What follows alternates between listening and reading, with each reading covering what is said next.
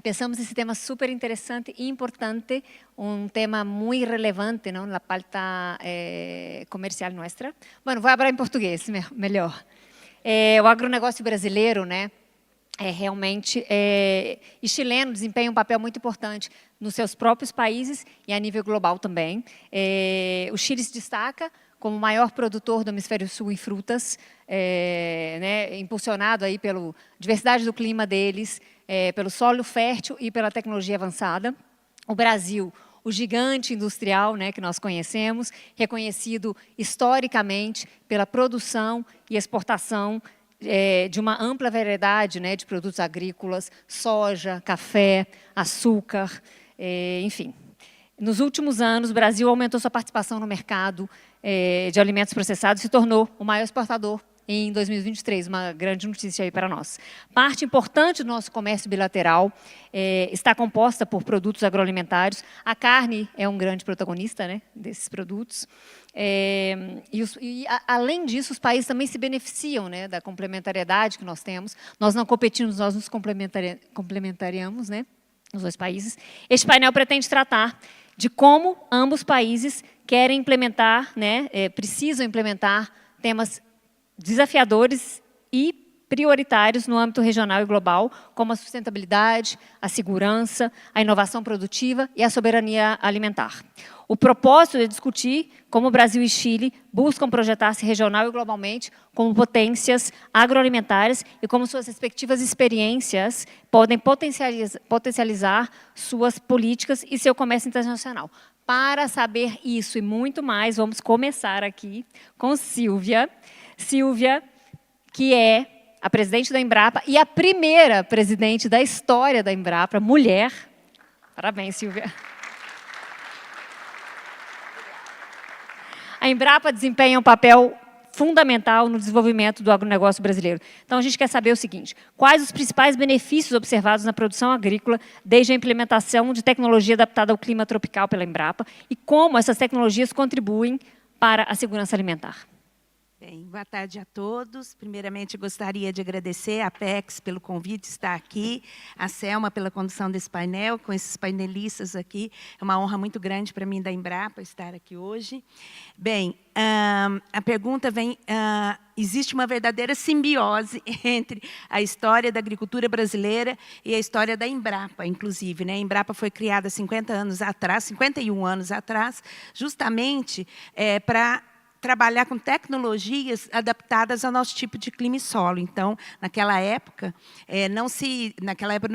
tinha uma dificuldade, como que vai desenvolver a agricultura nesses solos ácidos, né, do cinturão tropical do planeta? E houve, então, uma estratégia de Estado da gente criar, nós éramos importadores de alimentos, então, treinar os pesquisadores da Embrapa na América do Norte, na Europa, mas para desenvolver tecnologias para o nosso tipo de clima e solo. Em 51 anos, nós passamos, então, para grandes produtores exportadores, né? E só para vocês terem alguns dados, a gente aumentou a nossa produção e produtividade em 580% só em grãos.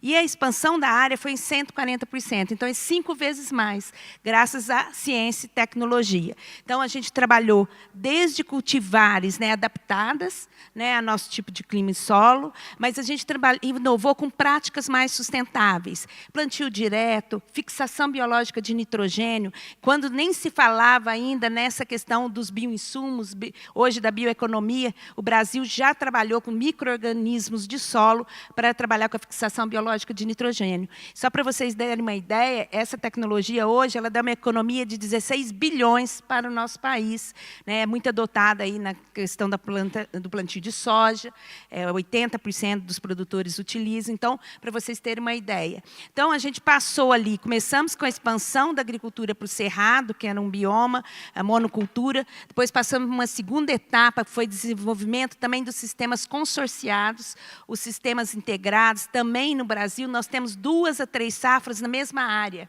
Isso também aumentou a nossa produção e produtividade. Então, a gente começou a integração lavoura-pecuária, né? Plantava soja, depois colhia o milho, e depois ali a braquiária, e muitas vezes já vinha com gado para alimentar daquela braquiária. E hoje, a gente trabalha no modelo integração lavoura-pecuária-floresta. E só para mostrar alguns dados do LPF, saiu essa semana 12 anos de pesquisa da Embrapa, com a parceria público-privada, mostra que o modelo ILPF, né, em um sistema integrado, ele estoca 30 quilos de carbono no solo por ano, enquanto a monocultura 20 quilos. Então, isso mostra resultados da nossa agricultura, como que a gente vem trabalhando com essa agricultura sustentável. Além da gente avançar na área de biotecnologia, então, prospecção de genes resistentes a estresse hídrico. Nós tivemos um trabalho muito grande, por exemplo, da uva, da fruticultura do sul do nosso país, para o semiárido brasileiro. A gente hoje produz, né, uva no semiárido brasileiro. Então, a gente adaptou a diversidade dos biomas que o Brasil tem, nós desenvolvemos tecnologias adaptadas para os diferentes biomas.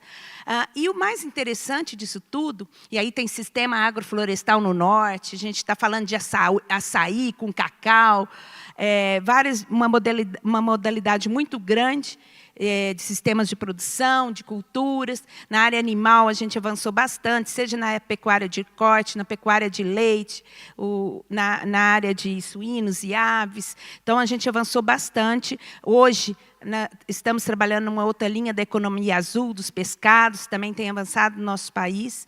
Mas o interessante disso tudo é que, quando você olha os dados, o preço da cesta básica no Brasil caiu. Então, mostra a cesta básica hoje, ela é 62% do preço que era em 1975. Então, isso mostra aproximadamente uma redução de 40%. Então, você vê pelos dados, né, esse aumento da produção e da produtividade, e isso ajudou a garantir a segurança alimentar no nosso país. Então, esses são alguns desafios, mas a gente ainda tem alguns desafios, que depois eu vou falar no segundo momento, mas só para fechar, embora hoje a gente tenha desenvolvido muitas essas tecnologias, nós temos o desafio de mostrar que a nossa agricultura é sustentável, não só do ponto de vista econômico, mas ambiental e social. Então, a gente tem trabalhado com várias tecnologias, e a gente vai poder falar um pouco mais de como trabalhar com essa sustentabilidade, visando uma agricultura regenerativa e multifuncional, né, a partir desse legado que a gente construiu nesses últimos anos. A Embrapa tem uma relevância muito grande para o Brasil, né? Agora vamos dar um giro aqui com o Nicolás. Nicolás é diretor da Arauco, aqui no Chile. Nicolás, voy a hacer la pregunta en español. Bueno, el tema forestal de Brasil es muy relevante para Chile, ¿no? Brasil ejerce esa atracción en las forestales chilenas por diversos motivos. Bueno, sabemos que el sector chileno de papel y celulosa realizará muchas inversiones importantes en Brasil en los próximos años. Arauco, por 15.000 millones de reales para instalación de una fábrica en Mato Grosso del Sur. CMPC también por 24.000 millones para una instalación de una planta, ¿no?, en Rio Grande do Sur. Me gustaría saber de ti, escuchar de ti, tu opinión sobre las oportunidades y futuro de esa experiencia, ¿no?, de esa expansión del sector celulósico chileno y en la alianza, ¿qué alianza? O sea, la alianza, ¿no?, esa alianza tan importante de Chile y Brasil, ¿cómo lo ves? Bueno, primero quisiera agradecer esta invitación. Estoy muy contento de estar aquí en este panel y contarles que Arauco es una compañía forestal nacida en Chile hace más de 50 años en el sur de Chile. Trabajamos desde la naturaleza y lo renovable y desde ahí contribuir a las personas y al planeta. Pero es una compañía que tiene además más de 20 años de historia en Brasil. Por lo tanto, también sentimos que somos parte importante de la cultura brasilera allá, y somos una compañía que se siente muy enraizada y muy vinculada hace ya más de 2 décadas con Brasil. Y desde esa perspectiva, para nosotros la experiencia de invertir en Brasil, de hacer empresa allá, ha sido muy gratificante. Es un país que nos ha recibido con los brazos abiertos. Creemos que hemos crecido como compañía en nuestro proceso de internacionalización. Hemos aprendido mucho estando presente en el mercado brasilero. Y también creemos humildemente que hemos sido un aporte, que también hemos podido aportar, no solo a nivel local en los lugares donde tenemos operación, sino también aportar en la relación comercial Chile-Brasil. Nosotros tenemos allá en Brasil 5 plantas productivas, más de 2.500 trabajadores directos, porque también obviamente hay trabajadores indirectos y hay un encadenamiento productivo con pequeñas y medianas empresas. Tenemos además más de 300.000 hectáreas de bosque productivo y floresta nativa también. Esse é um grande atrativo. Así es. Y combinamos, por lo tanto, en nuestra operación lo que es productivo y lo que es conservación. Floresta nativa que monitoreamos y resguardamos con especial acento en el cuidado de especies amenazadas de flora y fauna para proteger ese bosque, esa floresta, para las futuras generaciones. Y efectivamente hoy estamos trabajando en el proyecto Sucuriú. Es un proyecto de una planta de celulosa ubicada en la comuna de Inocencia, en el estado de Mato Grosso do Sul. Es una inversión que anunciamos hace ya más de 2 años y efectivamente son un poco más de 15 billones de reales. Es una inversión grande, importante, pero más allá de la inversión misma, eso reafirma que nuestra presencia en Brasil tiene una mirada de largo plazo. Nos proyectamos en el tiempo, queremos seguir siendo un aporte y tenemos ahora el desafío de llevar adelante ese proyecto. Eso significa un desafío, por supuesto, en materia de ingeniería y construcción, desafíos logísticos para poder sacar los productos, moverlos de un lado a otro, los insumos, pero también todo un esfuerzo en materia de contratación de mano de obra, formación de mano de obra local, vinculación, relacionamiento con las comunidades, de manera que es un proyecto que involucra distintas dimensiones y que creemos nosotros firmemente que no es solo un aporte para el crecimiento de la compañía ya, sino que también busca generar valor compartido en el Estado en particular y creemos también en el fortalecimiento y la proyección de las relaciones Chile-Brasil en el largo plazo. Bien.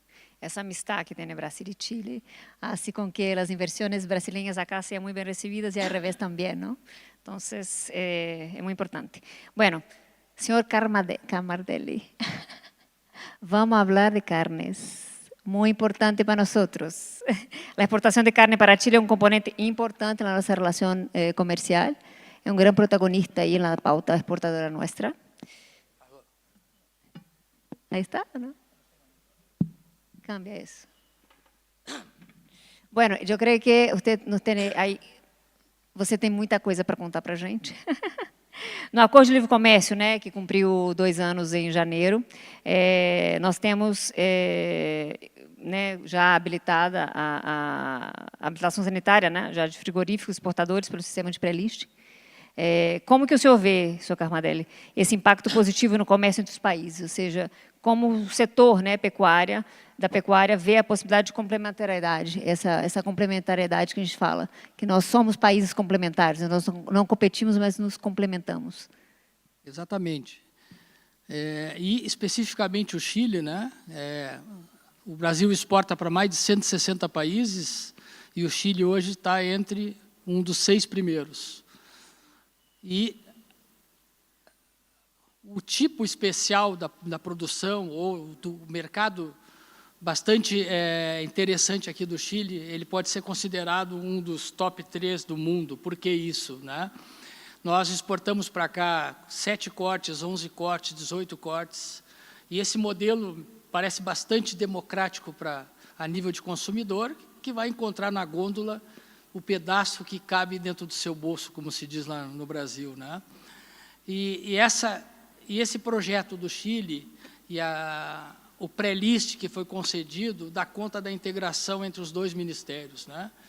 O SAG, por sua excelência, acompanha todo o projeto e tem sido um sucesso absoluto. O ano passado a gente exportou 100 mil toneladas, esse ano a gente fecha o semestre com 10% no comparativo maior, ou seja, 240 milhões de dólares, e mais do que isso, né, a integração não fica por aí. Nós hoje estamos finalizando um projeto para apresentar para o SAG, onde toda a parte de classificação e tipificação vai ser feita por inteligência artificial, ou seja, não existe margem de erro para esse tipo de processo novo. Então, ao mesmo tempo, vai ser possível que qualquer auditor do SAG ou qualquer pessoa credenciada pelo SAG vai poder acompanhar ao vivo toda essa parte de classificação e tipificação, dando a garantia de que em inteligência artificial, nós temos uma margem de 0% de erro e com o olho humano a gente pode chegar até 20%. Então, indubitavelmente, é um grande parceiro e essa sequência nos dá muita tranquilidade de continuar investindo dentro desse processo e, como eu disse anteriormente, é um modelo que a gente está, o modelo chileno praticado hoje com o Brasil, depois da inteligência artificial, está servindo de modelos para outros países e, com isso, a gente deixando de ter uma burocracia excessiva, até as auditorias online hoje, que são muito mais eficientes, de alguma forma, do que as presenciais, isso leva o dinamismo do processo comercial. E o Chile, como eu disse anteriormente, tem sido um grande exemplo. E, de certa forma, né, ou melhor, não podia deixar de comentar que hoje o Brasil, por ser o maior exportador de carne do mundo, esse ano nós deveremos chegar aos 13 bilhões de dólares, nós temos uma condição ímpar, que é a estabilidade dos 3 pilares básicos. Hoje, Itamaraty, Ministério da Agricultura, Ministério de Indústria e Comércio e a Apex, hoje, fazem parte dessa estrutura indispensável para a gente continuar sendo o primeiro do mundo e também, talvez, uma grande surpresa, que mesmo não utilizando hormônios nem promotores de crescimento, o Brasil deve figurar o ano que vem como o primeiro produtor de carne do mundo. Grande notícia. Bom, eu acho que o acordo veio a isso também, né? Dar certeza, dar segurança jurídica e quebrar barreiras, né? Acho que a isso veio o acordo de comércio e com a implementação já de alguns capítulos, esperamos implementar muitos mais nos próximos, brevemente. Bom, passamos ao Bruno. O Bruno é da PageLab, bem interessante o que faz a empresa PageLab. Tem mais de 13 anos já desenvolvendo soluções para controlar bactérias, né, Bruno? Eu queria saber qual que é o impacto da tecnologia de bacteriófagos desenvolvido pela PageLab na indústria agrícola. Obrigado, Selma. Agradeço também aos amigos panelistas aqui, o convite da Apex. Essa é uma pergunta muito importante para a gente, porque a FADE, desde o início, pensou em como ser complementar tanto para o mercado chileno quanto para o mercado brasileiro, pensando em trazer uma alternativa tecnológica ao que já se usava. A nossa tecnologia se foca em 3 pontos principais. A gente começa com a aplicação dela no diagnóstico e no desenvolvimento de produto. Então, desenvolvemos um algoritmo com inteligência artificial que nos apoia nisso, em cortar de anos para poucos meses o tempo que leva entre entender o que é o patógeno que está em uma área de produção agrícola, chegar a uma proposta de produto, e disso a gente parte para o segundo ponto, que é muito importante, que é a escala. O uso de bacteriófago é conhecido na ciência há muitas e muitas décadas, mas um grande desafio era trazer isso para uma escala industrial e comercial com viabilidade para o produtor. E é um grande trunfo que a gente conseguiu na FadeLab, chegar nesse nível de escala para ter os produtos comerciais chegando competitivamente para complementar o portfólio que hoje é disponível para os produtores. E o terceiro, que se soma a tudo isso, é a forma com que a gente entrega esses tratamentos. Então, ao invés de focar em vender uma garrafa de produto, por exemplo, a gente trabalha junto aos clientes nas aplicações dos produtos, geração de resultados para entender como o produto efetivamente funciona no cliente, como esse complemento efetivamente acontece.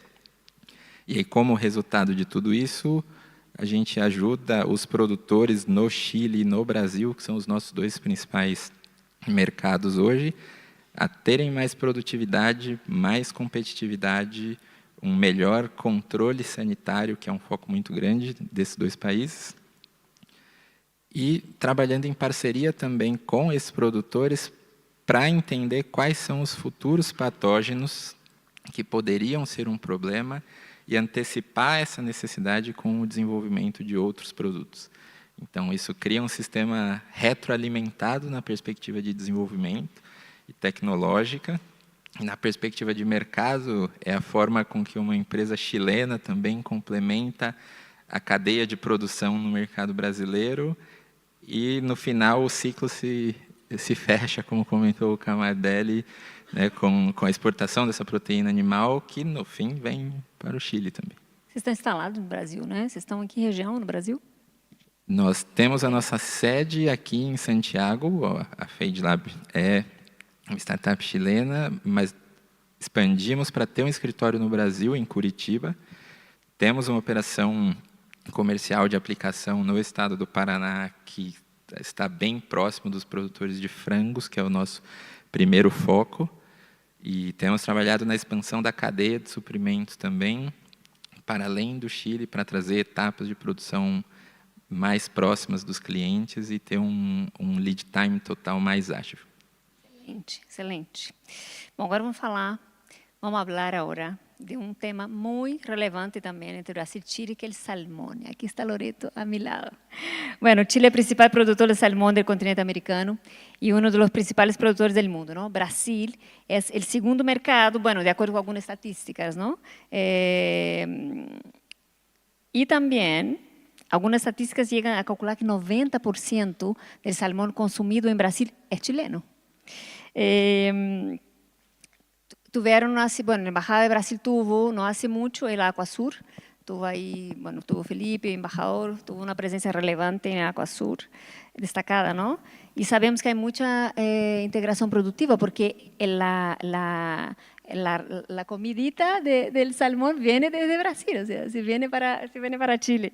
Entonces, y además muchos desafíos tenemos, ¿no? En la cuestión de sustentabilidad. Entonces, Loreto, que es presidente del Consejo de Salmón, ¿cómo el Consejo de Salmón está tratando cuestiones de sustentabilidad, ¿no? Y cuáles las prácticas están siendo implementadas para minimizar eventuales impactos ambientales de la industria salmonera? O sea, ¿existen esfuerzos conjuntos entre Brasil y Chile para promover prácticas más sostenibles, o sea, sustentables en la producción de salmón?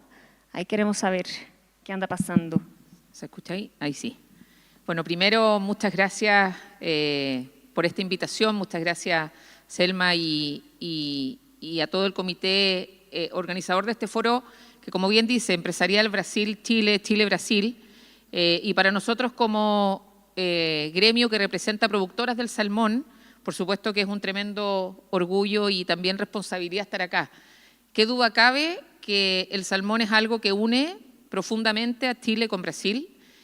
Hoy día, como bien dice Selma, el salmón chileno para Brasil, pero sobre todo también para Chile, es tremendamente relevante. Selma dice es el segundo, tercero, créanme que por hoy día es el segundo y ojalá el primero. Pero dicho eso, es muy relevante el mercado brasilero, es muy relevante hoy día, incluso año a año crece. Entonces, efectivamente hoy día las principales exportaciones de salmón son a Estados Unidos, pero después viene Brasil, el 2023 tuvo un crecimiento de más del 10%, lo que son las exportaciones de salmón chileno a Brasil. Tenemos casi $1.000 millones de exportación, casi 200.000 toneladas, son distintos tipos de salmones. En Chile tenemos dos salmones, que es el salmón atlántico, bastante conocido, que es el que está en casi todo el mundo, pero tenemos un salmón bastante particular de nosotros, que es el salmón pacífico, muchas veces conocido como salmón cojo, que es el salmón que además hoy día está teniendo una presencia mucho mayor.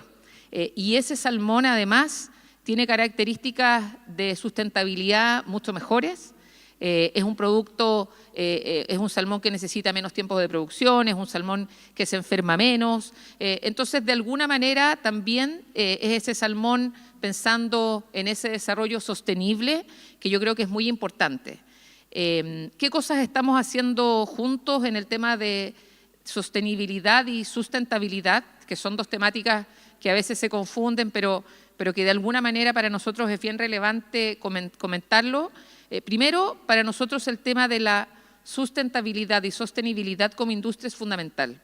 Nosotros como industria del salmón no somos solo la segunda industria más relevante exportadora en Chile, sino que a nivel global somos el segundo competidor o el segundo país a nivel global en la industria de salmonicultora.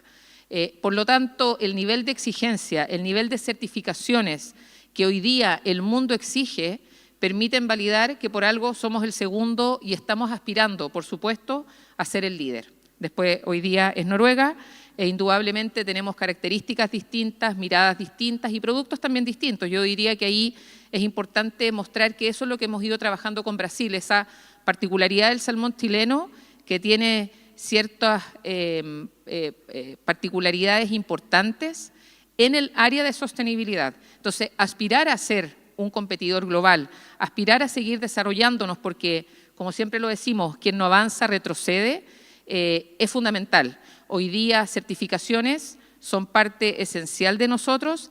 Y respecto de Brasil, ¿qué es lo que hemos hecho, además de todo el tema de certificaciones? Es generar alianzas público-privadas.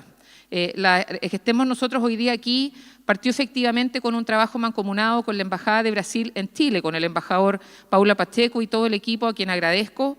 Estamos trabajando también de la mano con la Embajada de Chile en Brasil, el embajador de Polo y todo su equipo, con ProChile de aquí y ProChile de Brasil, y estamos generando intercambio comercial en esa mirada público-privada. Roles distintos, objetivos comunes, y yo siento que ahí tenemos hoy día el énfasis de trabajo desde el punto de vista de generar para esta proteína que tiene la menor huella de carbono, el menor uso de agua dulce, que tiene la mejor conversión desde el punto de vista de la cantidad de comida que se le da a un salmón y la cantidad que se tiene comestible de ese salmón, es muy efectiva y eficiente, es casi 1 a 1, es 1,1,2.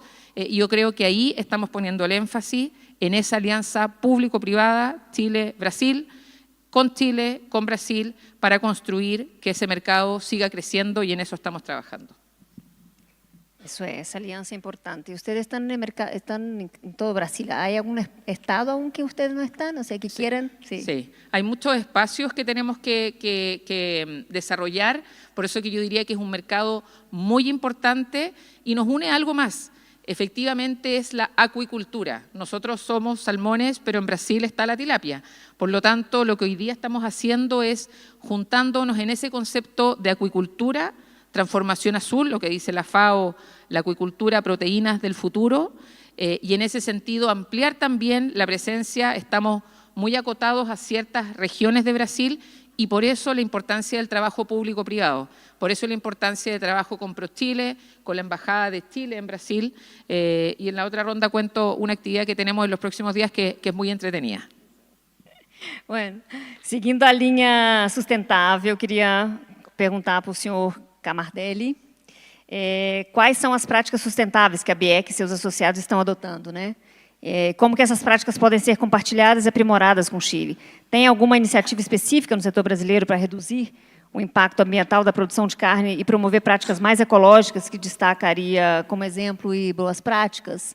Você não pode contar, senhor Camardelli? Bom, nós, desde 2009, nós temos o monitoramento do desmatamento, né? Paralelo a isso, nós temos aí um trabalho frequente no sentido de aprimorar as técnicas de rastreabilidade individual. Existe um compromisso do ministro Fávaro, né? E a gente, nos mais diferentes fóruns e em alguns estados mais à frente, a gente tem pilotado essas características de avanço nas condições de rastreabilidade. A gente também pode citar o programa ABC, que é Agricultura de Baixo Carbono, que onde são, desde 2011, é uma prática instituída pelo governo brasileiro e pelo Ministério da Agricultura, onde esse programa, né, ele preconiza e cobra desenvolvimento sustentável nas suas diversas culturas, né? E também em relação à própria produtividade. Nós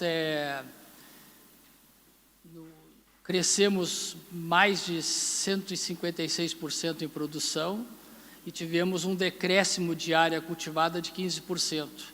Isso dá uma economia de cerca de 260 milhões de hectares de área cultivada, né? E o outro dado significativo, que é o que tem se evidenciado e progressivamente nos últimos anos, é que o animal, o bovino, por ser um animal de longo prazo, digamos assim, nós fechamos o ano passado com o auxílio de vários países que demandam uma idade menor de abate. O ano passado, ou seja, em 2023, 75% de um abate de 40 milhões de animais foram abatidos com menos de 36 meses. Então, a produtividade em todos os aspectos vem avançando e dando essa garantia. De sorte que a gente está muito tranquilo nesse processo, né? Mas, como diz o brasileiro, a luta continua. E essa complementaridade com o Chile é muito importante também, né? Acho que essa é a grande jogada que a gente pode, os dois países também, ser complementares e trabalhar junto para que as coisas... É a grande tônica, né? Como eu disse, o Chile, ao longo do tempo, tem demonstrado, né, essa eficiência como parceiro e como companheiro. E conceitualmente, a gente pode ver, evidentemente, pelo resultado desses números e pelo pouco barulho que isso ocasiona, né? De fato, o Chile consolidou como um grande parceiro comercial do Brasil, principalmente o setor de carne bovina. Sem dúvida, as nossas grandes empresas brasileiras estão aqui, presentes, estão na Câmara também com a gente, assim que a gente agradece que esse comércio esteja tão buiante, né? Nicolás, volvemos aí nessa mesma linha também. A sustentabilidade é um eje central, ¿no? Como aqui estamos falando com todos os panelistas, para o setor de papel e celulosa, que pode ser um dos mais afetados por a crise climática, ¿no? Así es. A neutralidade de carbono, a eficiência e os recursos da circularidade são fundamentais para a produção mais sustentável no setor. Que soluções ha desarrollado e implementado Arauco para incrementar a sustentabilidade da cadeia produtiva e que desafios não quedam por delante? Aí te apreté um pouco. Efectivamente, en Arauco trabajamos desde lo renovable, por lo tanto la sostenibilidad está en nuestra naturaleza, es parte inherente de quienes somos. Y nuestro planeta enfrenta una triple crisis ambiental. Una primera crisis que podríamos denominar la emergencia climática, producto de la acumulación de los gases de efecto invernadero, ¿verdad? Pero hay una segunda crisis que tiene que ver con la pérdida de la biodiversidad y una tercera crisis que está vinculada a la contaminación.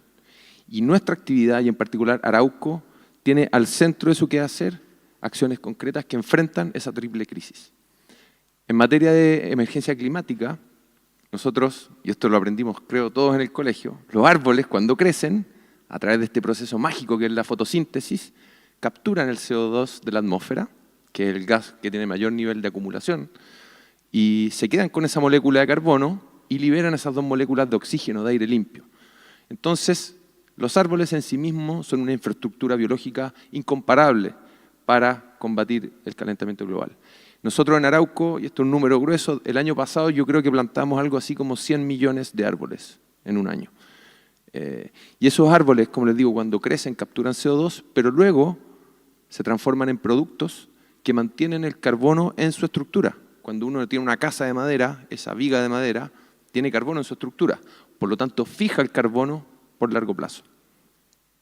Y luego también nosotros como compañía ya desde el año 2020 somos certificados carbono neutral, carbono neutro. Es decir, las emisiones de nuestra producción, que involucra, por supuesto, fábricas en 11 países, tenemos una cadena logística, en fin, todo eso genera una huella, pero nuestra huella es significativamente inferior a las capturas que provienen de las plantaciones, los bosques nativos y también los productos. Ahora nosotros creemos que eso es muy importante, pero es insuficiente. Y por eso hemos ido un paso más allá y junto con nuestra certificación como carbono neutrales, hemos adherido al compromiso que se llaman los Science Based Targets, que es un compromiso de reducción de emisiones al año 2030. Y estamos trabajando en ese desafío por reducir nuestras emisiones del orden del 35-40% al 2030. Eso es la primera crisis. La segunda, que tiene que ver con la biodiversidad, como te comentaba antes, nuestra actividad equilibra, y esto es muy cierto en Brasil también, la producción con la conservación. Del orden del 30% de los bosques que Arauco tiene en Brasil son floresta nativa. Y tenemos un esfuerzo de conservación de esos bosques, y para eso se requiere mucha ciencia, mucha investigación. Monitoreamos y conservamos más de 1.500 especies que están amenazadas, y tenemos además un compromiso de no extinción de ninguna especie en los lugares donde tenemos operación. Creo que ese es un desafío muy compartido entre Chile y Brasil, el cómo hacer frente a la deforestación, y nuestra actividad también está al centro de esos esfuerzos con las más altas certificaciones que de alguna manera acreditan que la actividad productiva protege al bosque nativo y no por el contrario. Y respecto de la tercera crisis, la contaminación, por una parte nuestros productos reemplazan a otros que son de origen fósil. Por ejemplo, a partir del árbol uno puede generar fibra textil. Yo de hecho este pantalón me lo puse especialmente hoy porque tiene fibra de árbol. Es celulosa que se produce a partir del árbol. Y eso reemplaza, por ejemplo, el poliéster, que proviene de combustible fósil. Nosotros acá en Chile, en el norte, tenemos el vertedero textil más grande del mundo, en el desierto de Atacama. La fibra que proviene del árbol es biodegradable, es reciclable y por lo tanto ayuda a hacer frente a esa crisis. Lo mismo el papel, que permite reemplazar al plástico que contamina nuestro océano. Y también la madera, que para la industria de la construcción permite una solución sostenible, de baja huella de carbono, captura el CO2 y permite que tengamos ciudades más sustentables. Queda bastante por hacer también, claro. Por supuesto. Están haciendo, pero queda mucho por hacer también Por todavía. supuesto, es un esfuerzo incansable, por ejemplo, en reducir nuestras emisiones, estamos muy enfocados en eso, en aumentar los esfuerzos de conservación. Nosotros estamos en un proceso de restauración del orden de 30.000 hectáreas de bosque nativo y también en economía circular. Tenemos un compromiso de ser zero waste al 2030. En Brasil estamos muy avanzados. De todos los lugares donde estamos presentes, Brasil lleva más del 90% de ese logro. En Chile nos falta un poco más, pero apuntamos a hacer 0 residuos al 2030. Muy bien, muy bien. Bruno, explica-me para nós um pouquinho quais os possíveis benefícios para o setor da agricultura no Brasil com a adoção das tecnologias desenvolvidas por vocês, para a Page Large Chile, e para o controle sanitário, especificamente aí para o controle sanitário. Você explica aí para a gente um pouquinho como é que funciona. Sim. Pensando nos dois países, a gente vê, para começar, uma sinergia muito grande no nível de controle sanitário que tanto o Chile quanto o Brasil têm. Até de vanguarda, pensando na comparação com vários outros países produtores no mundo, e esse foco é muito importante, porque pensando que os animais mais saudáveis geram uma proteína mais saudável, um alimento mais saudável para as pessoas. E daí vem a nossa base na FageLab, pensando nesse conceito de saúde única. Então, o nosso foco de desenvolvimento dos produtos e das tecnologias foi pensando também em como melhorar o bem-estar animal, ter uma criação mais saudável que leve a saúde ao longo da cadeia. Então, o nosso trabalho, até com o desenvolvimento dos produtos, esse conceito de trabalhar com um modelo de performance e acompanhar junto ao produtor como o desempenho do produto está, se conecta muito a isso. Quando a gente pensa no volume que o Brasil consome internamente, o volume que exporta, nessa sinergia de práticas de controle sanitário, a solução tecnológica que a gente desenvolveu aqui para o Chile, a princípio, já seria muito complementar para o Brasil também. É diferente de pensar em países que não consideram o controle sanitário com o mesmo rigor, que vai ser um lugar que não vai ver valor em usar uma tecnologia assim. Tanto o Chile quanto o Brasil veem muito valor e a gente experimenta isso no nosso dia a dia com os nossos clientes e de entender o resultado que isso traz. Não é só o controle de uma contaminação em um animal em específico, porque para alguns patógenos, como a salmonela, é uma grande preocupação ambiental também. Você não vai ter um diagnóstico de uma salmonela em um frango com uma quantificação para aí começar a agir. O controle sanitário nos dois países é preventivo, pensando em não deixar que aconteça para uma criação mais saudável e que leve à saúde ao longo da cadeia. E por isso o Brasil foi um grande foco da FageLab, pensando em como complementar esse mercado, tendo perto de nós um grande produtor, um dos mais fortes produtores no mundo de proteína animal, e trazendo o que a gente desenvolveu de tecnologia no Chile para o Brasil para apoiar nisso. Claro, como os dois países têm esse intercâmbio tão importante, é importante que os dois países tenham aí na mesma página, né? Bom, Loreto, qual o impacto das práticas de manejo sostenible en la calidad y la aceptación del salmón en el mercado internacional? Cuéntanos un poquito de la actividad que van a tener también. Gracias. Bueno, cuando uno dice actividad internacional, las relaciones internacionales, yo siento que uno de los focos que hemos puesto desde el Consejo del Salmón es no olvidar nunca que somos una industria exportadora.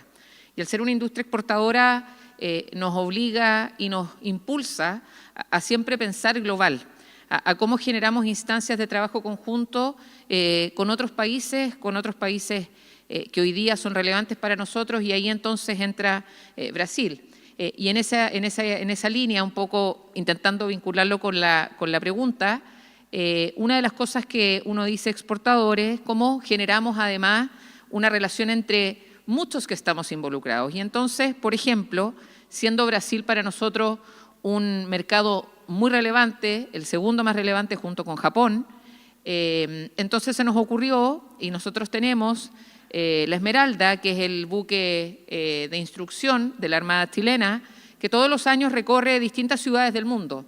Y resulta que en este momento viene la Esmeralda navegando desde Portugal a Salvador de Bahía y recala el día 10. Y el día 12, por ejemplo, organizamos una actividad entre las autoridades chilenas en Brasil, autoridades obviamente de Brasil, en conjunto en el buque de la Esmeralda, con el concepto de la acuicultura, de esa acuicultura como la proteína del futuro. Y en ese sentido, claro, nosotros somos un país donde esa acuicultura se materializa en los salmones y en el caso de Brasil muy fuertemente también en la tilapia. Entonces, lo que quisimos hacer fue generar esas alianzas, algo bien inédito. Entonces, por ejemplo, el día lunes 12 vamos a tener una actividad conjunta Chile-Brasil en La Esmeralda, en Salvador de Bahía, estos dos ámbitos de la acuicultura del futuro. Entonces, yo diría que es algo bien novedoso, es algo distinto, está involucrado las autoridades, insisto, eso público, privado, las empresas, y esa mirada de decir el salmón chileno en Brasil es importante, pero también es importante esa identidad entre los países. Por lo tanto, no es casualidad que efectivamente la Esmeralda recale en Salvador de Bahía y vayamos a hacer esse tipo de atividades. Genial, genial, genial. Aí vamos ver se estaremos. Bom, o panorama do agronegócio Brasil e Chile é marcado por desafios e oportunidades, né?